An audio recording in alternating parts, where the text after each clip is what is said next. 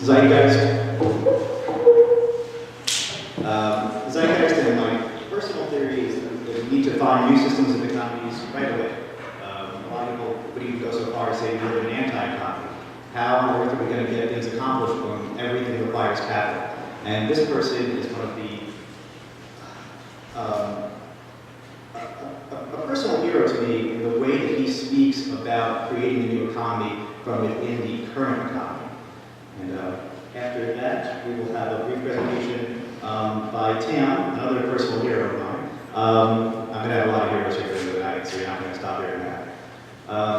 Who is Tam and I are working on a local time bank right here in Baltimore, and we'll tell you more information about how to get signed up. All right, so without further ado, Edgar Cahn.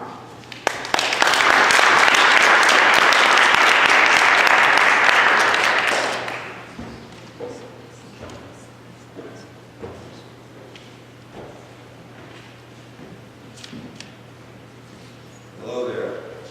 I've asked Ian to help me with the technology that was supposed to be efficient for using. And I have to share with you a bias. I would like to see coming out today some thinking about how we can work together. I know you've been giving a smorgasbord, and everybody who's presenting the smorgasbord is right. Everybody has something special to offer. But if we don't begin to figure out how we can work together to just do one thing, then good deeds and good intentions just evaporate. And my bias, very frankly, is action. And when I go around to time banks, or when I meet with people who want to make a difference in the world, I say, well, why don't we set up what I'll call a rotating dream club? I'll invest in your dream for the next 3 months if you'll invest in mine. Because we need to be willing to respect each other, but also make some commitments that translate into action. And so as you go around to these different tables and as you talk to each other and as you really get excited about each person's dream, I think it's time to say, look, it really doesn't matter which one we start with, because if we can just make a difference, the power that we get, the power that will come out of that, will in fact begin to take on its own kind of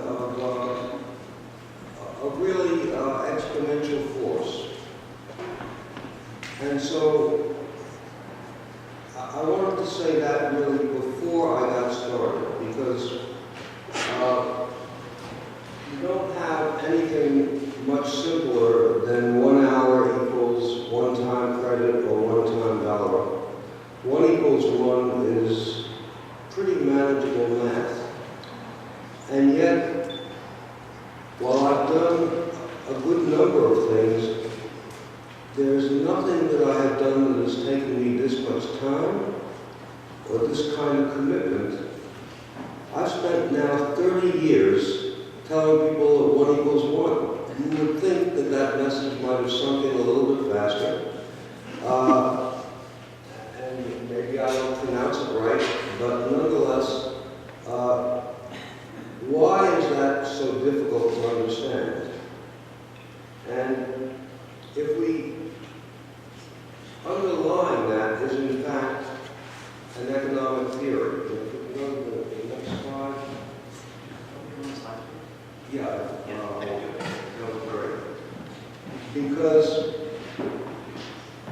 what I discovered in the process of thinking, why do we have all these people whom we're declaring useless, surplus people, whom we don't have any use for at all, and problems that need huge amounts of labor to address.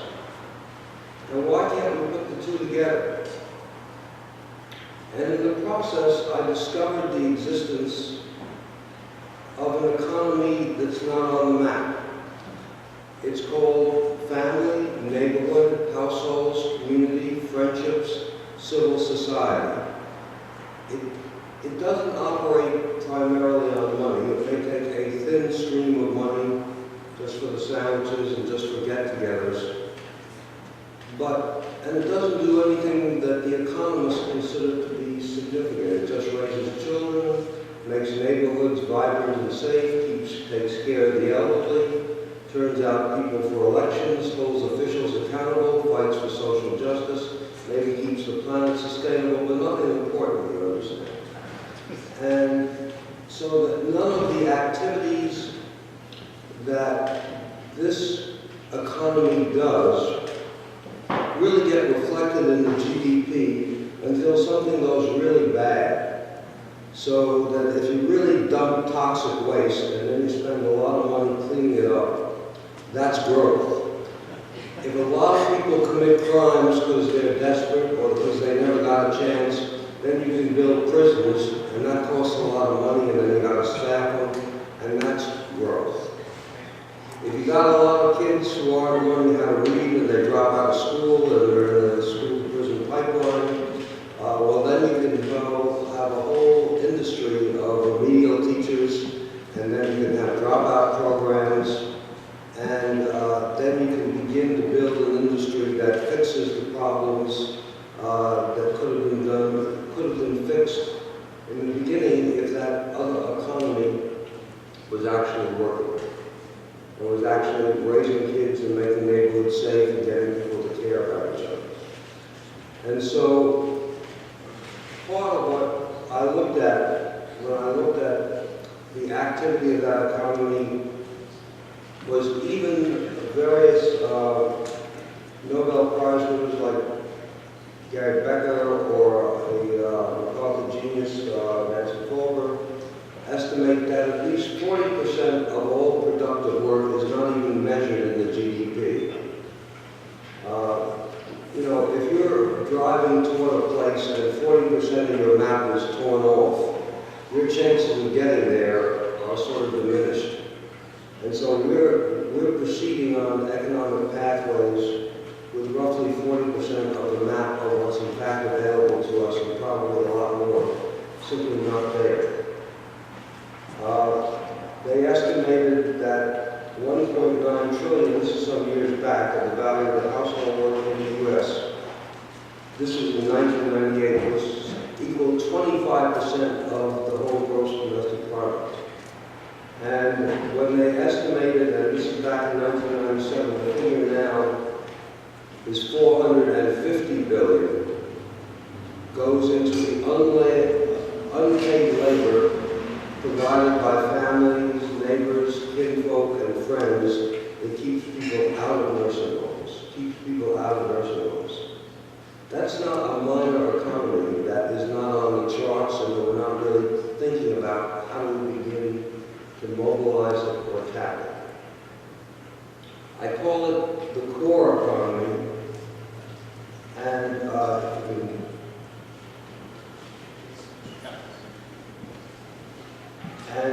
if we look at the core economy and think of it as an analogy to a computer, the computer we know has all those icons on it for those specialized programs, right?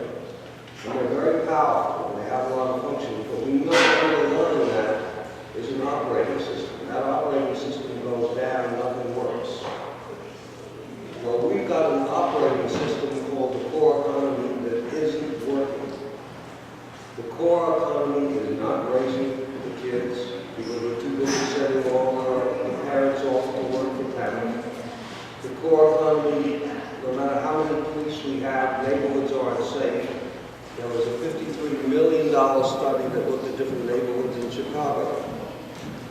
And they found some neighborhoods very safe and some neighborhoods not safe that were otherwise demographically equivalent in terms of income, in terms of ethnicity, in terms of schooling. And they found out that the difference between them was not how fast the police came, it was whether there was a local culture where if kids started doing something bad, you stepped in. Whether it was graffiti if they were fighting. It was a local culture that made those neighborhoods safe. That was the sole other factor they found that distinguished those neighborhoods. Now I'm saying that because,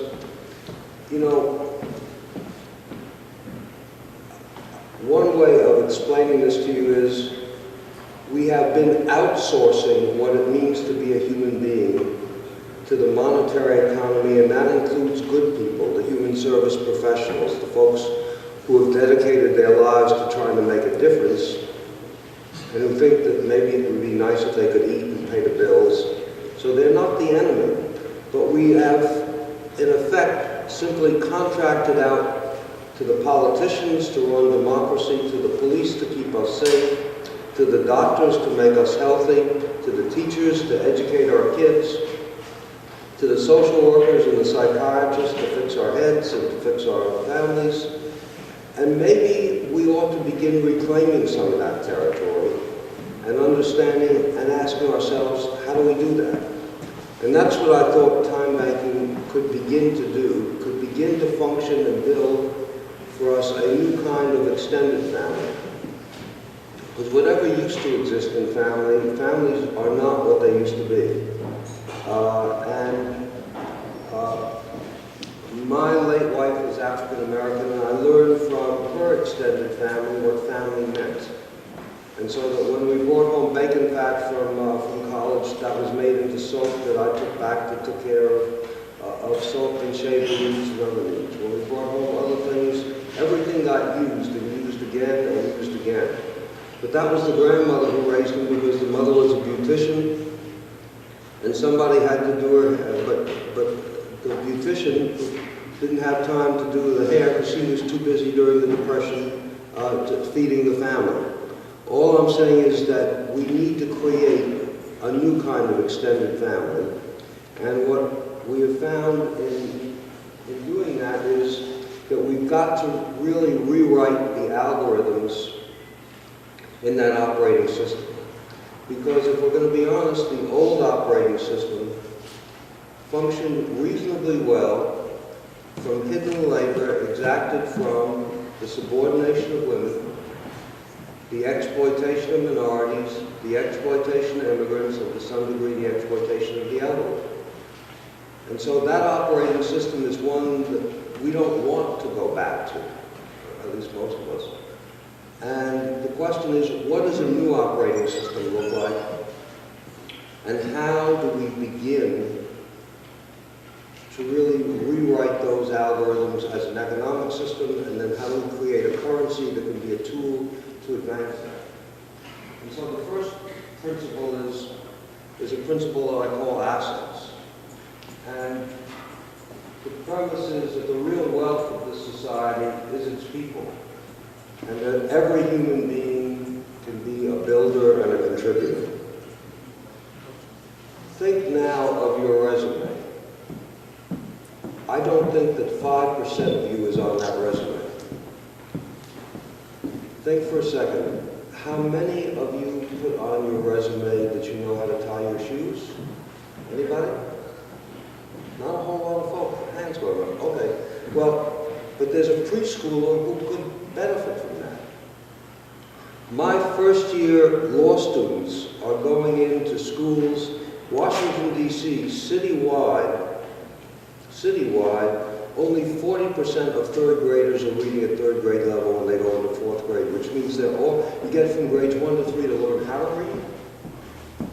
And after that, you're on your own. You're expected to know how to read in order to do the homework in fourth grade. And so it's no wonder that 50% of the kids never graduate from high school, okay?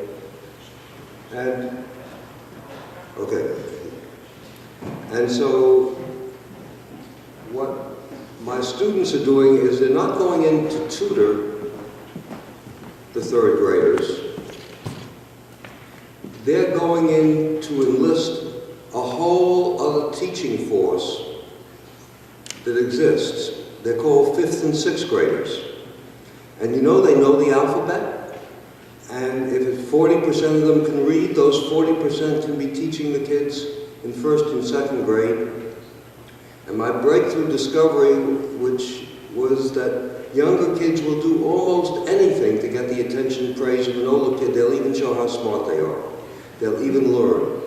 Whereas before, raising your hand to get the teacher's approval is something you don't do because your peers are going to reject you. So we're going to enlist the 5th and 6th graders to tutor the 1st and 2nd graders. And they're going to be paid time credits. And then in the weekends, we're going to run tutoring sessions, and if the parents come, Bread for the City is going to enable people to redeem the time credits they earn. An hour, 1 hour equals 1 hour equals 1 credit for food at the end of the month when the food stamps run out. So we're going to have to bridge those economies. And the monetary economy is what it is, and people do have to eat, and they do have needs for money, but nonetheless, what we can do is we can begin to break down the need. At least those kids will not be entering 4th grade at a disadvantage. The second principle is that we need to honor new kinds of work. Yeah, I know 5th and 6th graders, I'm probably breaking all the child labor laws, right? They are not unionized, they are not certified, they are not getting minimum wage, and I'm putting them to work tutoring 1st and 2nd graders. Well, we need to begin to honor kinds of work that we don't honor now. We need to honor the work that it takes to rear healthy children. Let me tell you, when I was putting my wife through law school, give me 2 or 3 full-time jobs any day over raising a kid. And what kids can, I don't know anybody who's ready to be a parent, okay? Because what kids can do is awesome. No matter how many books you read, they can come up with stuff that you're not ready for. Believe me, and I think some of you know that. What it takes to preserve families, what it takes to make neighborhoods safe, what it takes to make democracy work, all the work that we need to do, we need to begin honoring as work. What time banking does is to say there are 3 elements to honoring what real work is. Somebody's got to write it down, there's got to be a record, a track record. Somebody other than you has to validate it and say, hey, that's nifty that you did that. And third, it's got to lead to some kind of enhancement in quality of life that you can, in fact, get in return for that, because we're all interdependent. That doesn't mean minimum wage, it doesn't mean stipends, but it does mean things like coming to meetings like today, or things like going on trips or going to the museum together. There are all kinds of enhancements that make a difference. The third principle is reciprocity. Most of us, probably all of us, feel good helping somebody. But I started developing time banking lying in a hospital bed after a heart attack, and I was in intensive care, and I was getting very good care. And I was getting occasional visitors and people smiling at me. And let me tell you, being on the receiving end of care is not fun. You feel helpless. You feel useless. You feel like whatever life is, it's about making a difference in the lives of others. And so I wanted to figure out a way that we could make life different. And so I thought, even if I've only got 2 hours a day, because 60% of my heart had been destroyed, they told me from the enzyme tests, I wanted to figure out how with those 2 hours, if that was all I had, could I make a difference. That was 1980. And we had a recession then and lots of unemployment, and there were lots of other people whom we were declaring useless. And I thought, I'll bet they don't like it any more than I do. And so I began thinking about what could I do for that? I thought, well, we used to use something called money to put useless people together on tasks that needed doing. And if there wasn't, Ronald Reagan had just come in and declared there was going to be no more money for all those foolish programs.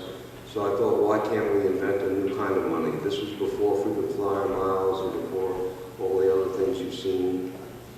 And people assumed that that heart attack had gotten to other organs.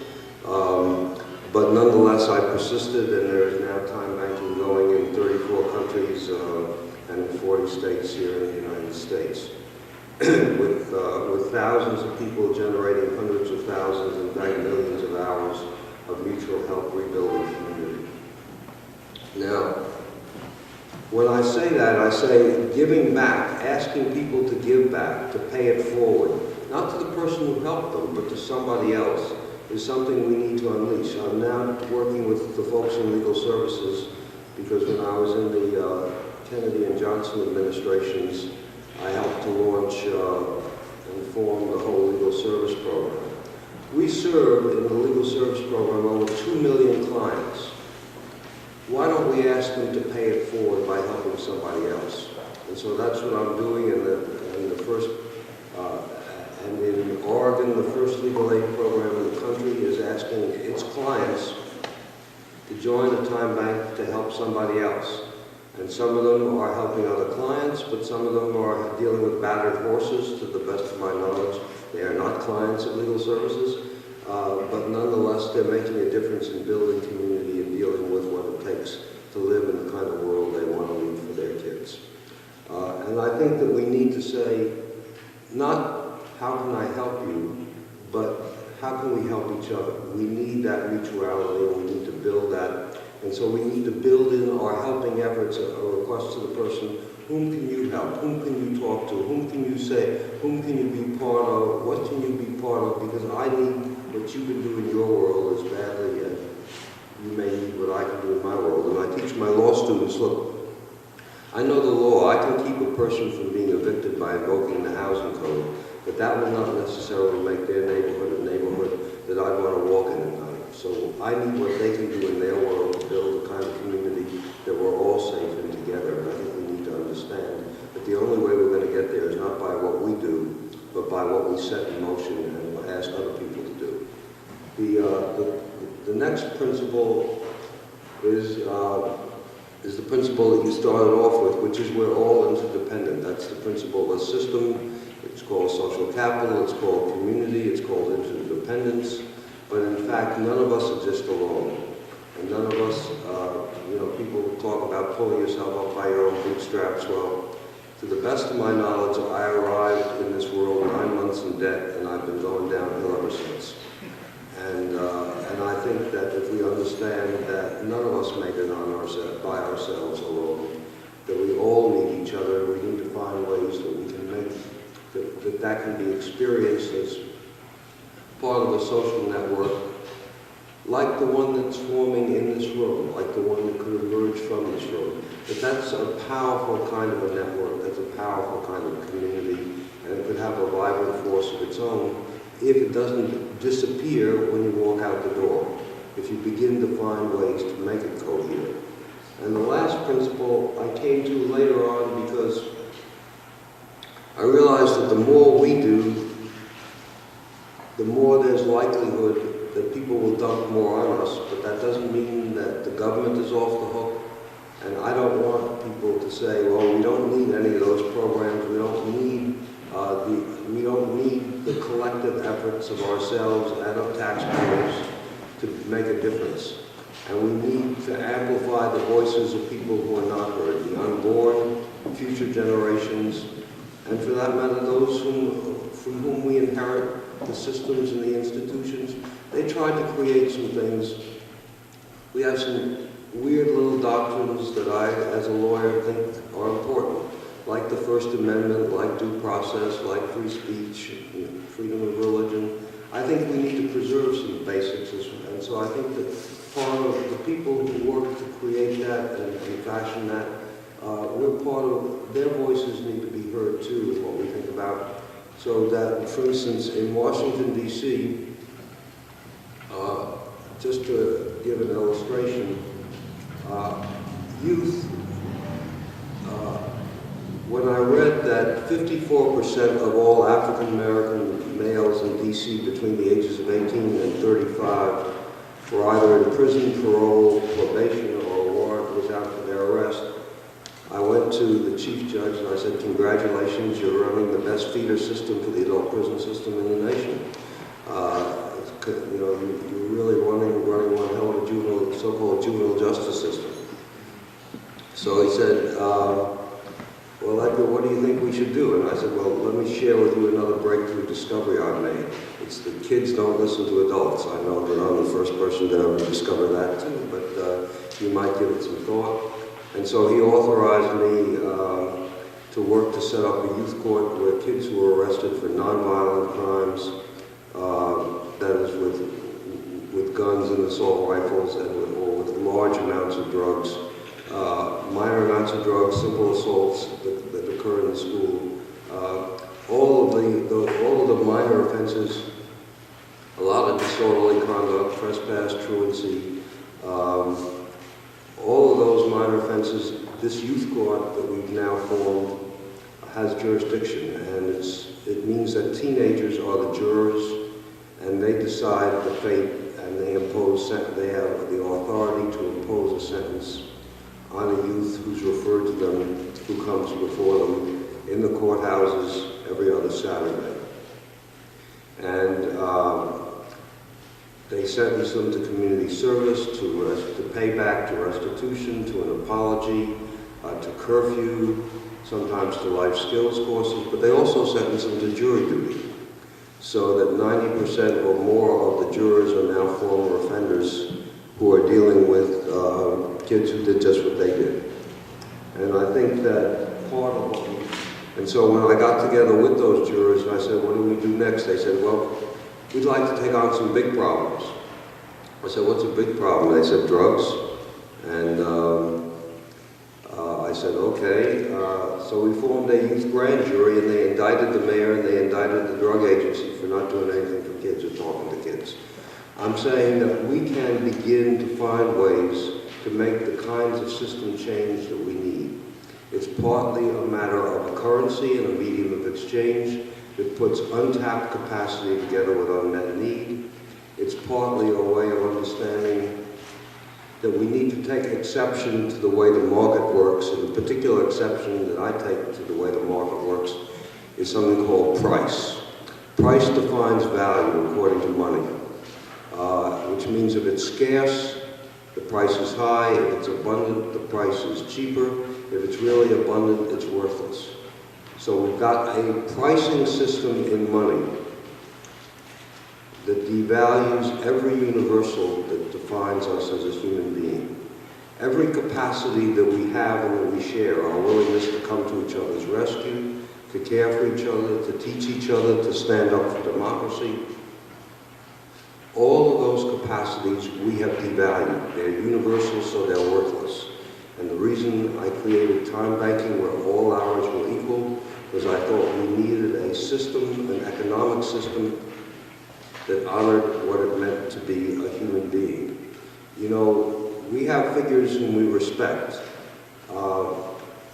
Gandhi was a lawyer, but I don't know whether he ever practiced law or how good a lawyer he was. Mother Teresa was a teacher, and I don't know how good a teacher she was. I'm told that Jesus was a carpenter, and I really don't know how good a carpenter he was. I don't think we really care. That's not why we revere the people we do and respect them. So we had to have, I thought, a medium of exchange that honored what it meant to be a human being. And that's why I think we're here to ask ourselves, how do we begin to create an economic order?